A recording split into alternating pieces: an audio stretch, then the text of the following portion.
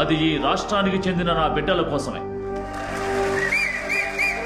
ప్రజల వల్లే మనం, ఈ ప్రజల కోసమే మనం అని అహర్నిశలు శ్రమిస్తున్న నిజమైన కార్యకర్తలారా, ఇంకో 40 రోజుల్లో శాసనసభ ఎన్నికలు జరగబోతున్నాయి.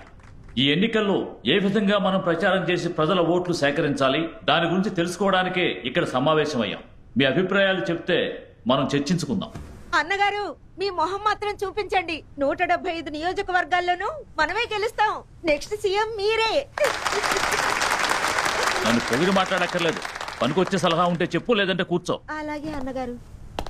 అధికార పార్టీ అరాచకాలు, నెరవేర్చలేని ప్రమాణాలు, అమలు చేయలేని పథకాలు, ఇలా వాళ్ళ మీద లేని పరువు చెప్పి ఓట్లడవచ్చుగా. వామపక్షాలను విమర్శించడం కంటే ప్రజలకు మనం చేసిన మంచి చెప్పి ఓట్లు అడుగుదాం. ప్రజాస్వామ్యం అంటే అదే కదా. ప్రజలకి మంచి చేయడం తప్పు అనే జ్ఞానం కూడా లేకుండా అన్నగారు మాట్లాడుతున్నారు.